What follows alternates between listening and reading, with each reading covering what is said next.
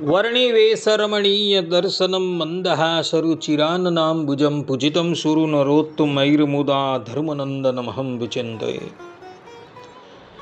અસતોમાં ષટ્ગમય તમસોમાં જ્યોતિર્ગમય મૃત્યુર્મા અમૃતમ ગમય. ઓમ શાંતિ શાંતિ શાંતિ. અસ્મદ્ગુરુ સમારંભામ નાથયામૂન મધ્યમામ લક્ષ્મી વલ્લભ પર્યંતામ વંદે ગુરુ પરંપરા. આજની જ્ઞાન સભાની અંદર પધારનારા બધા જ ભગવત ભક્તોને વેદાંતાચાર્ય પુરાણ ઇતિહાસ આચાર્ય એમએ ફિલોસોફી શાસ્ત્રી રાકેશભાઈના હેતપૂર્વક જય સ્વામિનારાયણ. ભક્તો, આજની આ જ્ઞાન સભાની અંદર આપણે બધા અથર્વવેદ 3:30 આવતી સુક્તિ દેવાન વિયંતી નોચ વિદ્વિષતે મિથઃ, આ સુક્તિ પર થોડી વાત શ્રવણ કરશું. બધા જ શ્રોતાગણો ધ્યાનપૂર્વક આ પ્રવચન શ્રવણ કરે અને એને આત્મસાત કરી લે. તો અથર્વવેદ 3:30 વેદ ભગવાન કહે છે કે દેવાન વિયંતી નોચ વિદ્વેષતે મિથઃ, અર્થાત કે સત્પુરુષો લડાઈ ઝઘડા અને ઈર્ષ્યા દ્વેષ કરતા નથી. આ પ્રમાણે વેદ ભગવાને અહીં એવું કહેલું છે કે જે સત્પુરુષ છે એવો લડાઈ ઝઘડા અને ઈર્ષ્યા દ્વેષ કરતા નથી. સર્વપ્રથમ સત્પુરુષ કોને કહેવાય તથા ઈર્ષ્યા છે દ્વેષ છે એ કોને કહેવાય એના પર આપણે થોડો વિચાર કરીએ. તો સત્પુરુષની વ્યુત્પત્તિ કરતા વૈયાકરણીઓ કહે છે કે સદ એવ પુરુષ સત્પુરુષ, અર્થાત કે જે પુરુષ સદગુણ સંપન્ન સત્યનિષ્ઠ અને શ્રેષ્ઠ હોય તેને સત્પુરુષ કહેવામાં આવે છે. આ પ્રમાણે અહીં વૈયાકરણીઓ એવું કહે છે કે જેની અંદર સદગુણ છે, જે સત્ય ધર્મમાં પરિપૂર્ણ નિષ્ઠા ધરાવે છે અને જે સર્વશ્રેષ્ઠ છે એને સત્પુરુષ કહેવામાં આવે છે. અને એ સત્પુરુષ ગ્રહસ્થ પણ હોઈ શકે છે અને ત્યાગાશ્રમી પણ હોઈ શકે છે. જેની અંદર આ પ્રમાણેના ગુણ હોય તે જ વાસ્તવની અંદર સત્પુરુષ છે એવું આના પરથી કહેવાય છે. હવે આપણે દ્વેષ અને ઈર્ષ્યા કોને કહેવાય તેના પર વાત કરીએ.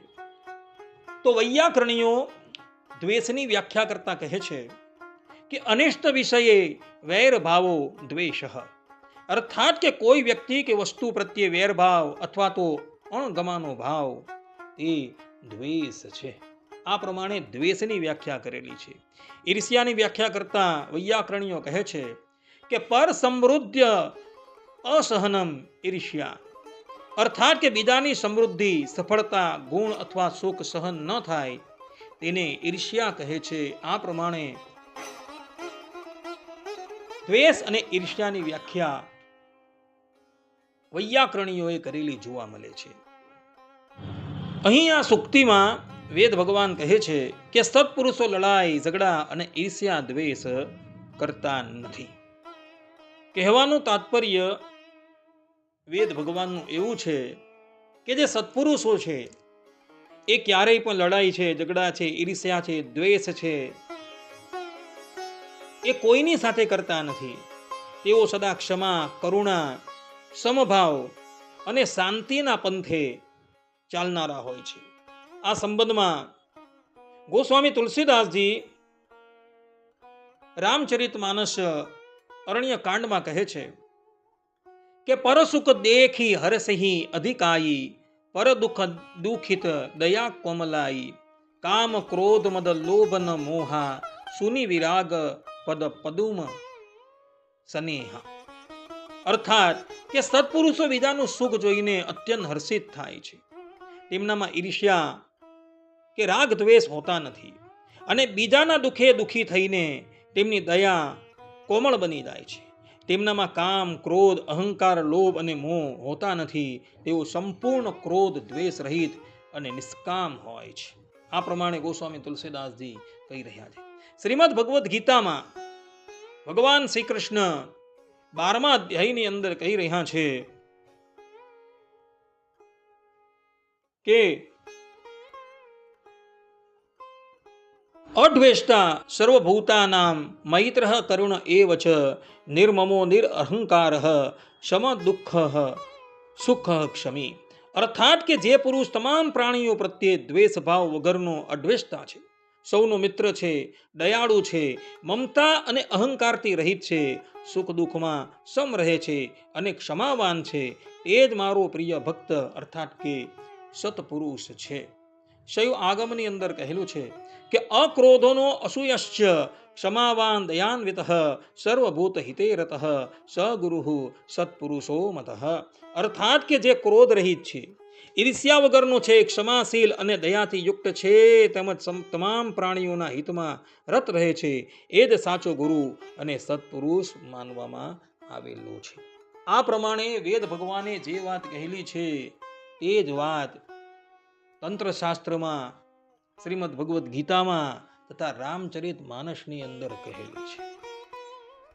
આનો ભાવાર્થ એવો છે કે જે વાસ્તવની અંદર સત્પુરુષ છે એની અંદર ક્યારેય પણ રાગ છે, દ્વેષ છે, ઈર્ષ્યા છે ઇત્યાદિ કંઈ હોતું નથી.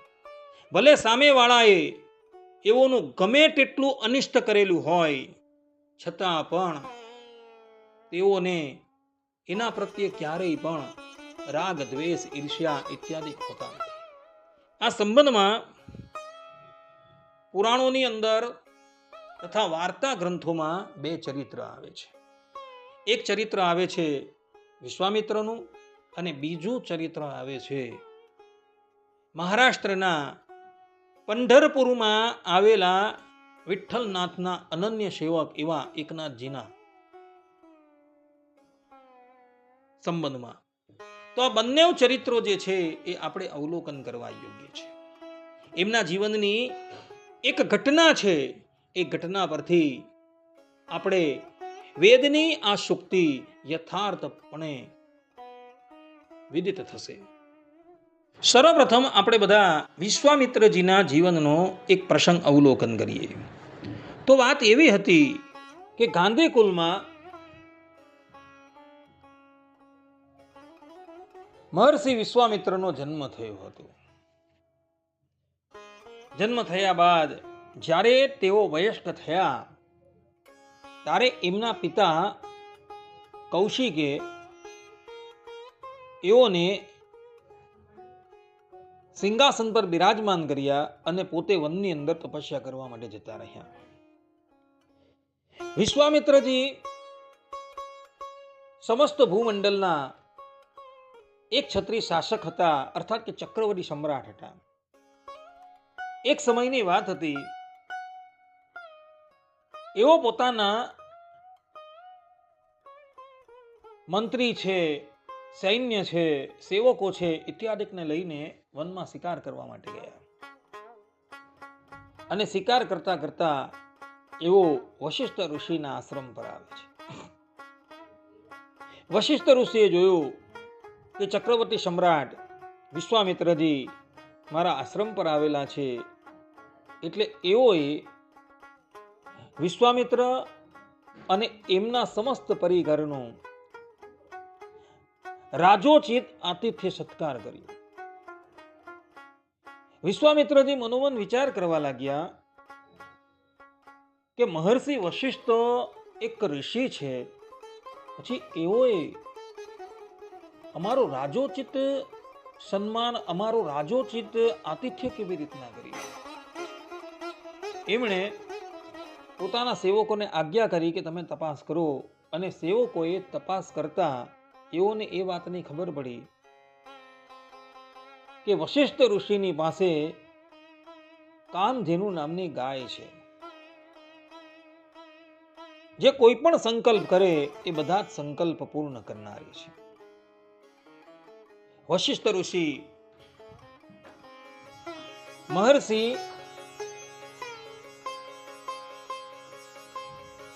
વિશ્વામિત્ર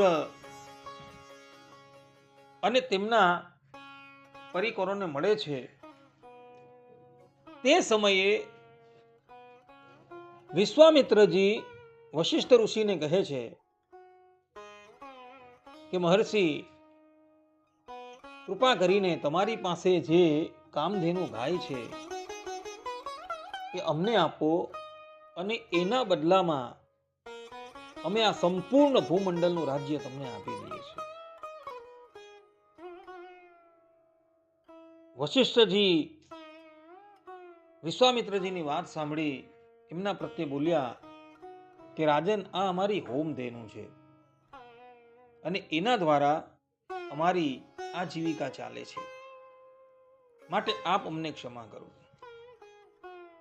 આ પ્રમાણે જ્યારે વશિષ્ઠજીએ કહ્યું એટલે વિશ્વામિત્રજી પોતાના સેવકોને આજ્ઞા કરે છે કે તમે કામધેનુને લઈને આપણા નગરમાં ચાલો. વશિષ્ઠ ઋષિની મનાઈ હોવા છતાં વિશ્વામિત્રજી બળજબરીથી એ કામધેનુને પોતાના સેવકો દ્વારા પોતાના નગરમાં લઈ જવા લાગ્યા. તે સમયે કામધેનુ ખૂબ કાતર દ્રષ્ટિથી વશિષ્ઠ ઋષિની સન્મુખ જુએ છે. ત્યારે વશિષ્ઠ ઋષિ કામધેનુને આજ્ઞા કરે છે કે માતા, તમે તમારી રક્ષા જાતે કરી લો. આ પ્રમાણે જ્યારે વશિષ્ઠ ઋષિએ કહ્યું એટલે કામધેનુએ પોતાના શરીરમાંથી યવન છે, ખસ છે, બર્બર છે ઇત્યાદિ જાતિના ભયંકર યોદ્ધાઓ પ્રગટ કર્યા અને એ યોદ્ધાઓએ વિશ્વામિત્રજીની સમસ્ત સેનાનો સંહાર કરી દીધો અને બધા જ કાળના મુખમાં જતા રહ્યા. એટલે વિશ્વામિત્રએ મનોમન નક્કી કરી દીધું કે હું તપસ્યાથી શક્તિ ઉપાર્જિત કરી વશિષ્ઠજીને હરાવીશ. અને પછી વિશ્વામિત્રજી રાજપાટનો ત્યાગ કરી વનમાં જાય છે અને ભગવાન શંકરની ઘોર તપસ્યા કરે છે. એની દીર્ઘકાલીન તપસ્યાથી ભગવાન શંકર સંતુષ્ટ થાય છે અને એની સન્મુખ પ્રગટ થાય છે. ત્યારે વિશ્વામિત્રજી ભગવાન શંકર પાસે સંપૂર્ણ ધનુર્વેદ માગી લે છે અને દિવ્યાસ્ત્ર માગી લે છે. ભગવાન શંકર એઓને સંપૂર્ણ ધનુર્વેદ અને દિવ્યાસ્ત્ર પ્રદાન કરે છે. જે દિવ્યાસ્ત્રો લઈ મહર્ષિ વિશ્વામિત્ર વશિષ્ઠ ઋષિની પાસે આવે છે અને એઓને યુદ્ધ માટે ચુનૌતી આપે છે. વશિષ્ઠ ઋષિ પોતે બ્રાહ્મણ હતા એટલે એઓ વિશ્વામિત્રજીને હાથ જોડી દે છે, પરંતુ વિશ્વામિત્રજી બહુ જિદ્દી હતા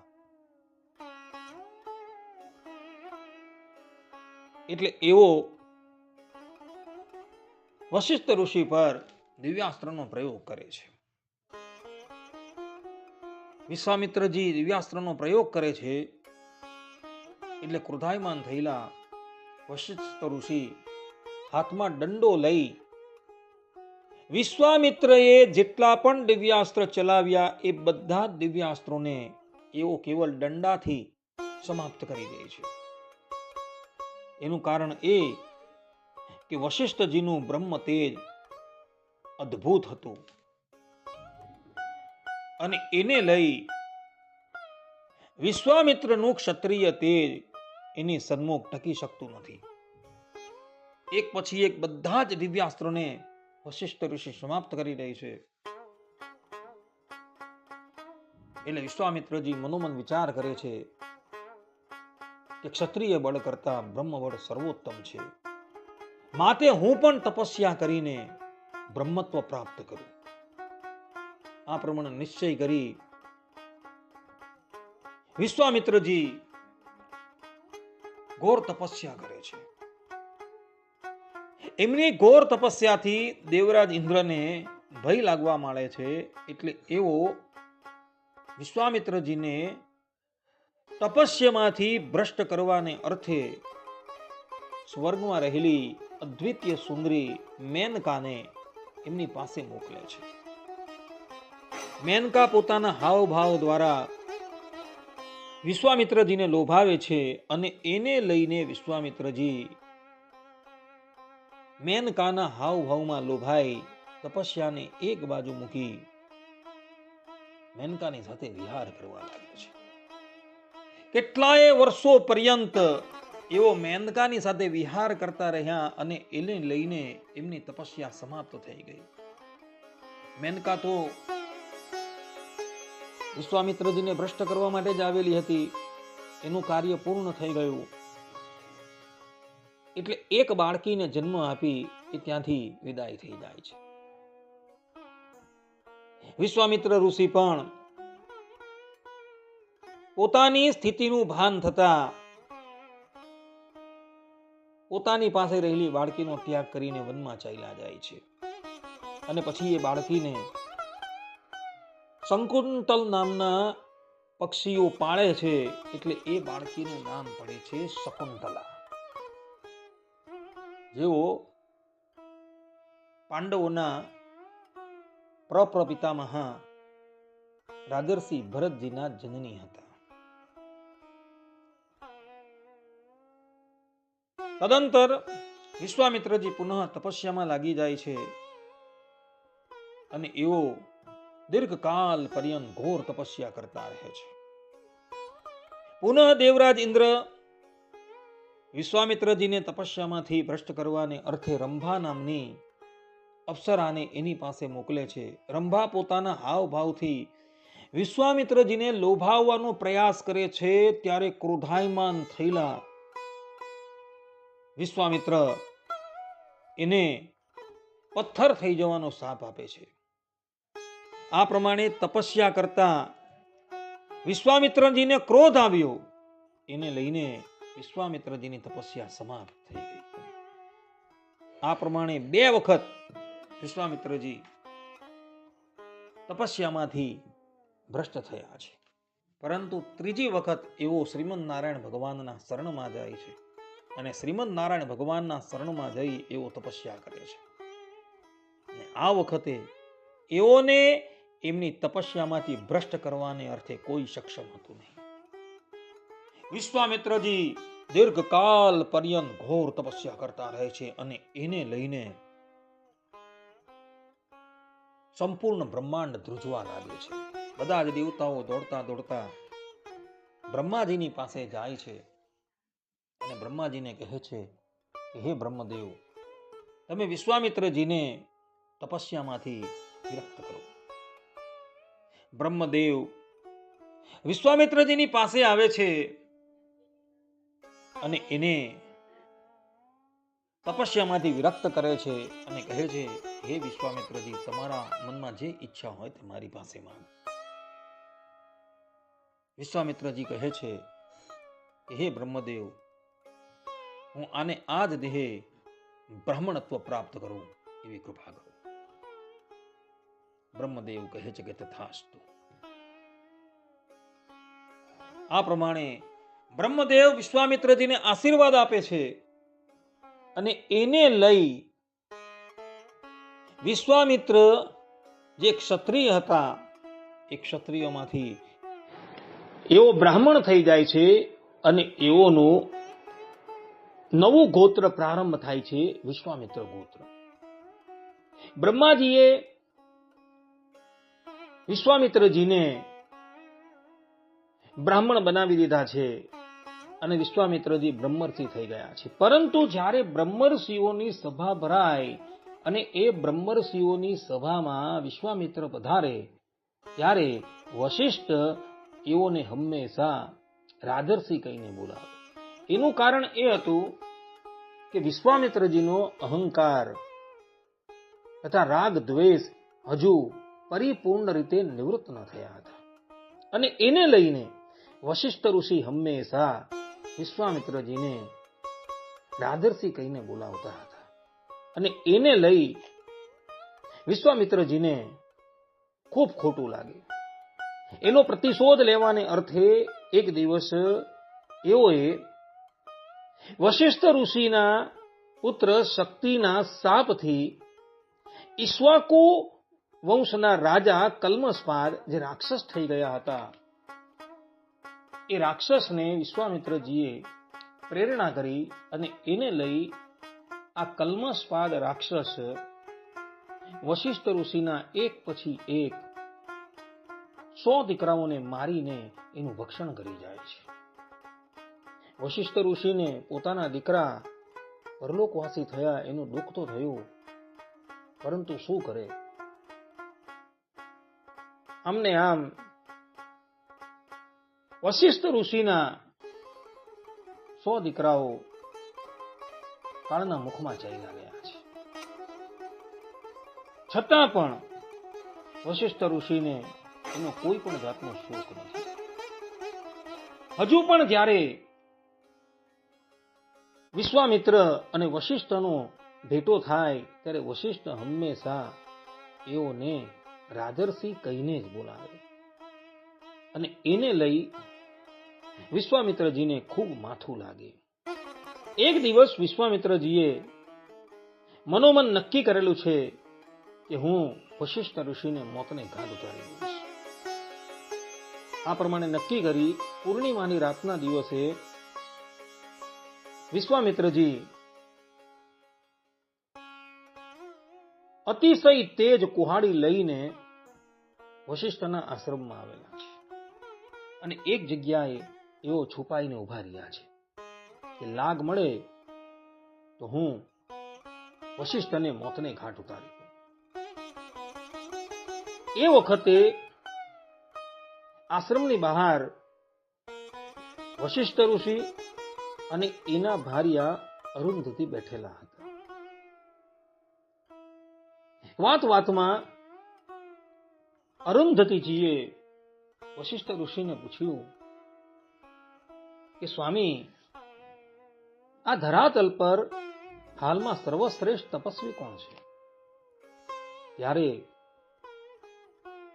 વશિષ્ઠ ઋષિ કહે છે કે દેવી, હાલમાં આ ધરાધર પર સર્વશ્રેષ્ઠ તપસ્વી જો કોઈ હોય ને તો એ વિશ્વામિત્ર છે. એના જેવા તપસ્વી આ જગતની અંદર કોઈ નથી. પરંતુ એઓમાં સહેજ અહંકાર છે અને એઓમાં અહંકાર હોવાથી જેઓ વાસ્તવની અંદર બ્રહ્મર્ષિ છે, પરંતુ હું એઓને હંમેશા રાજર્ષિ કહીને બોલાવું છું. હવે આ વાત જે છે એ વિશ્વામિત્રજી આશ્રમમાં એક સ્થાન પર રહી સાંભળતા હતા અને જ્યારે એઓએ એવું સાંભળ્યું કે વશિષ્ઠ તો એકાંતમાં પણ મારા વખાણ કરી રહ્યા છે, વાસ્તવની અંદર મારી અંદર અહંકાર છે અને અહંકારને લઈને વશિષ્ઠ ઋષિ મને બ્રહ્મર્ષિ કહીને બોલાવતા નથી. વિશ્વામિત્રજી દોડતા દોડતા આવે છે અને વશિષ્ઠના ચરણમાં પડી જાય છે અને પોતાના અપરાધ બદલ એવો ક્ષમા માંગે છે. વશિષ્ઠ ઋષિ તો ક્ષમાની મૂર્તિ હતા. પોતાના ચરણની અંદર વિશ્વામિત્રને પડેલા જોઈ આજે એમનો સંપૂર્ણ અહંકાર સમાપ્ત થઈ ગયો છે. એટલે વશિષ્ઠ ઋષિ વિશ્વામિત્રને કહે છે કે ઉઠો ઉઠો બ્રહ્મર્ષિ, ઉભા થાવ. આ પ્રમાણે વશિષ્ઠ ઋષિએ વિશ્વામિત્રજીને બ્રહ્મર્ષિ કહીને સંબોધ્યા. એનું કારણ એ કે એમની અંદર જે રાગ દ્વેષ હતો એ બધો નિવૃત્ત થઈ ગયો હતો અને એટલે માટે આજે વશિષ્ઠજીએ વિશ્વામિત્રજીને બ્રહ્મર્ષિ કહીને સંબોધેલા છે. વિશ્વામિત્રમાં જે અહંકાર હતો એ અહંકાર સમાપ્ત થઈ ગયો છે અને એટલે માટે વશિષ્ઠ ઋષિએ વિશ્વામિત્રને બ્રહ્મર્ષિ કહીને બોલાવેલા છે. વિશ્વામિત્રજીએ વશિષ્ઠ ઋષિના 100 દીકરાને મોતને ઘાટ ઉતરાવડાવી દીધા છે. છતાં પણ વશિષ્ઠ ઋષિના મનની અંદર કોઈ પણ જાતનો દ્વેષ ન હતો. આ પ્રમાણે જે લોકો સત્પુરુષ છે એ લોકો ઈર્ષ્યા છે, દ્વેષ છે ઇત્યાદિથી રહિત હોય છે અને જે રાગ છે, દ્વેષ છે, ઈર્ષ્યા છે ઇત્યાદિથી રહિત છે તે જ વાસ્તવની અંદર સત્પુરુષ છે. બીજું એક દ્રષ્ટાંત છે મહારાષ્ટ્રના પંઢરપુરના આશ્રિત એકનાથજીનું. એકનાથજી વિઠ્ઠલનાથજીના અનન્ય ભક્ત છે અને અનન્ય ભાવે એવો વિઠ્ઠલનાથજીનું ભજન સ્મરણ કરે છે. એકનાથજીનો નિત્ય નિયમ કે એવો પ્રાતઃ કાળે માતા ગોદાવરીમાં સ્નાન કરવા માટે જાય. હવે એકનાથજી જે માર્ગથી સ્નાન કરવા માટે જાય ને એ માર્ગમાં એક યવન રહેતો હતો અને આયે દિન એ માર્ગ ઉપરથી જતા લોકોને હેરાન કરતો હતો. કોઈની મજાક ઉડાવે, કોઈને અપશબ્દ બોલે, કોઈના પર થૂકે, આ પ્રમાણે લોકોને હેરાન કરતો હતો. એકનાથજીને પણ એણે ઘણી વખત હેરાન કરેલા હતા, પરંતુ એકનાથજી એની કોઈ વાત પર ધ્યાન આપતા ન હતા. એક દિવસની વાત હતી, એકનાથજી ગોદાવરીમાં સ્નાન કરીને પોતાના ઘર તરફ જતા હતા ત્યારે આ યવન એકનાથજી ઉપર થૂકે છે. એકનાથજી એક શબ્દ બોલતા નથી અને પુનઃ ગોદાવરીમાં જઈને સ્નાન કરી આવે છે અને પાછા પોતાના ઘર તરફ જાય છે ત્યારે આ યવન બીજી વખત થૂકે છે. એમ કરતા કરતા 108 વખત આ યવન એકનાથજીની ઉપર થૂકે છે અને એકનાથજી પોતાની ઉપર જ્યાં થૂક પડે એટલે ગોદાવરીમાં સ્નાન કરવા ચાલ્યા જાય. તમાશાને તોયડું હોતું નથી. બધા જ લોકો આ ઘટના જોવા માટે ઉપસ્થિત થયા છે.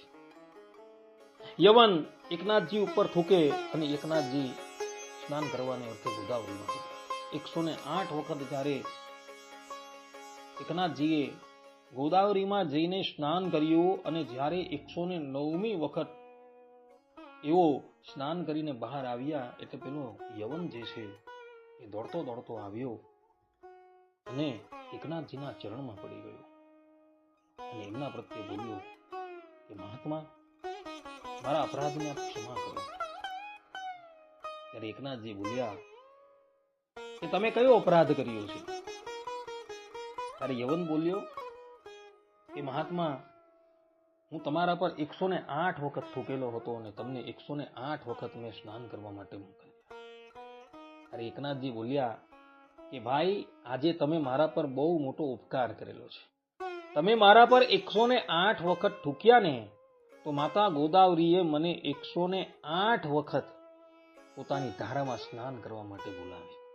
મારી અંદર જેટલું પણ કઈ પાપ કર્મ હશે ને એ બધું જ પાપ કર્મ આજે સમાપ્ત થઈ ગયું. તમે તો મારા ઉપર બહુ મોટો ઉપકાર કરેલો છે. આ પ્રમાણે એકનાથજીનો ઉત્તર સાંભળી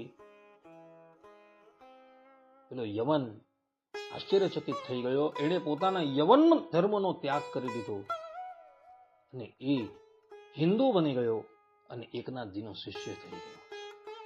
જો એકનાથજી યવનની ગુસ્તાખી પર કઈક ઉત્તર આપતે તો વિવાદ થતે, પરંતુ એકનાથજીએ એણે જે ક્રિયા કરી એ બધી સહન કરી. એકનાથજીના હૃદયમાં એ યવન પ્રત્યે કોઈ પણ જાતનો રાગ દ્વેષ હતો નહીં. એણે તો એની એ ક્રિયામાંથી પણ ગુણ લીધેલો હતો. માટે ભક્તો, એકનાથજી જેવા સત્પુરુષ મળવા બહુ કઠિન છે કે જેની અંદર રાગ દ્વેષ હોતા નથી. અને એટલે માટે વેદ ભગવાન અહીં કહી રહ્યા છે કે દેવાન વિયંતી નોચ વિદ્વેષતે મિથઃ, અર્થાત કે સત્પુરુષો લડાઈ ઝઘડા અને ઈર્ષ્યા દ્વેષ કરતા નથી. આ વાત આપણે વશિષ્ઠ ઋષિ અને એકનાથજીના જીવનમાં જોવા મળે છે. વેદ ભગવાન અથર્વવેદ 12:1 મનુષ્ય માત્રને ઉપદેશ આપતા કહે છે કે નાનો દ્વિક્ષત કશ્ચન, અર્થાત કે કોઈથી અમારી દુશ્મનાવટ અર્થાત કે શત્રુતા ન થાય. યજુર્વેદ 21:3 વેદ ભગવાન કહે છે કે વિશ્વા દ્વેષાંશી પ્રમૃમુગ્યસ્યત, અર્થાત કે સંસારમાં કોઈનોએ દ્વેષ ન કરો. ઋગ્વેદ 5:45 પણ વેદ ભગવાન કહે છે કે આરે દ્વેષાંશી જનુતર દધામ, અર્થાત કે દ્વેષનો ત્યાગ કરવો એ જ ઉચિત છે. આ પ્રમાણે વેદ ભગવાને મનુષ્ય માત્રને આવો ઉપદેશ આપેલો છે. કેટલાક લોકો એવું કહે છે કે સત્પુરુષ જે છે એ કેવલ ભગવાધારી જ છે, પરંતુ એ લોકોની આ વાત સંપૂર્ણપણે ભૂલ ભરેલી છે. એવું નથી કે સત્પુરુષો કેવલ ત્યાગાશ્રમમાં જ હોય છે, ગ્રસ્ત આશ્રમમાં નથી હોતા. ગ્રસ્ત આશ્રમની અંદર પણ જનક જેવા, અંબરીશ જેવા સત્પુરુષો પ્રગટ થયા છે કે જે જનક રાજાની પાસે પરમહંસ શિરોમણી સુખદેવજી મહારાજ જ્ઞાન લેવા માટે ગયા હતા. એટલે સત્પુરુષો કેવલ ગ્રસ્તાશ્રમમાં જ હોય છે કે ત્યાગાશ્રમમાં જ હોય છે એવું નથી. સત્પુરુષો ગ્રસ્તાશ્રમમાં પણ હોય છે અને ત્યાગાશ્રમમાં પણ હોય છે. ભગવાન સ્વામિનારાયણ વડતાલના વિશ્વામચનામૃતમાં કહી રહ્યા છે કે ગૃહી ત્યાગીનો કાંઈ મેળ નથી, જેની સમજણ મોટી તેને જ સૌથી મોટો હરિભક્ત જાણવો. આ પ્રમાણે ભગવાન સ્વામિનારાયણે આ વાત પોતાના સ્વમુખે કહેલી છે.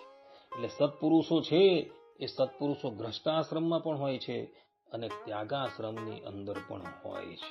એટલે જે લોકો એવું કહે છે કે સત્પુરુષો કેવલ ત્યાગાશ્રમની અંદર જ હોય છે, એ લોકોની બધી સમજણ જે છે એ મિથ્યા છે.